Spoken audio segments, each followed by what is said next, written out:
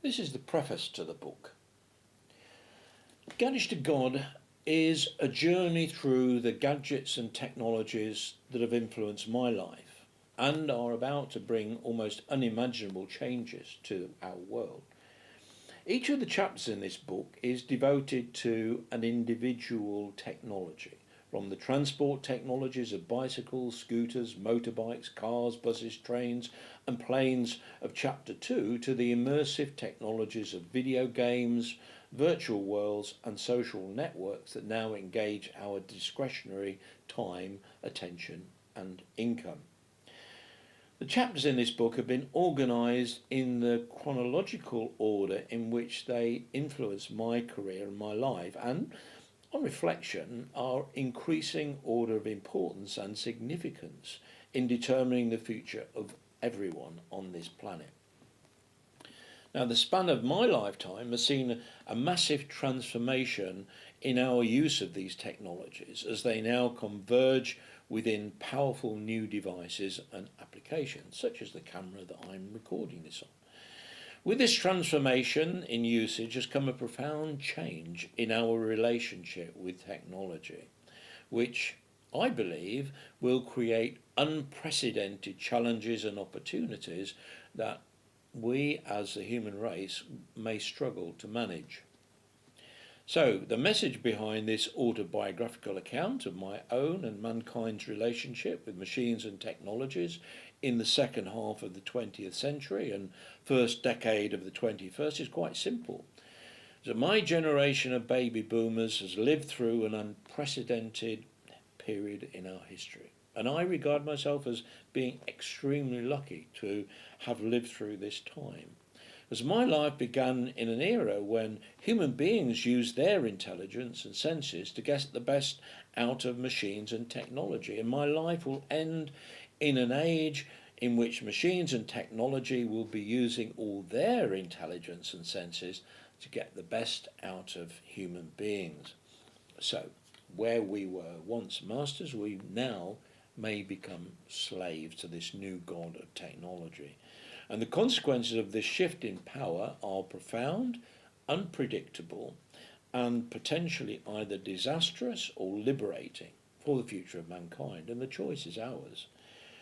The choices that we are making today about how, where, and when we use the technologies described in this book could well destroy civilization and the beautiful planet that we live on.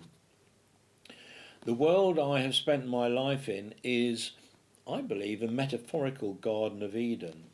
Yet I fear that the new God that we are all choosing to create in our own image and empower with all the knowledge of good and evil may well cast us all out into an age of darkness and conflict.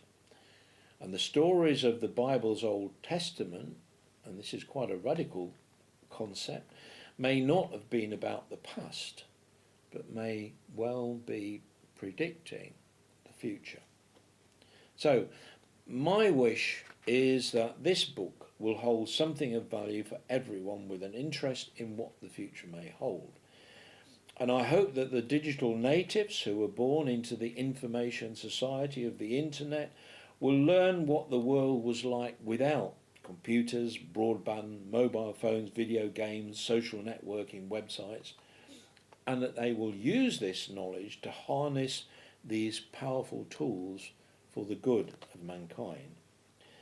For the digital immigrants of my own baby boomer generation who have taken instructions from a 3-year-old grandchild on how to use a video recorder control, I hope that my memories will provoke nostalgic reminiscences of a bygone world, and yet act as a wake-up call to alert them to what we may all be cosily sleepwalking into. And I'm indebted to my good friend Sally Ann Moore for reminding me of a boiling frog anecdotal story as used by Al Gore in his film An Inconvenient Truth.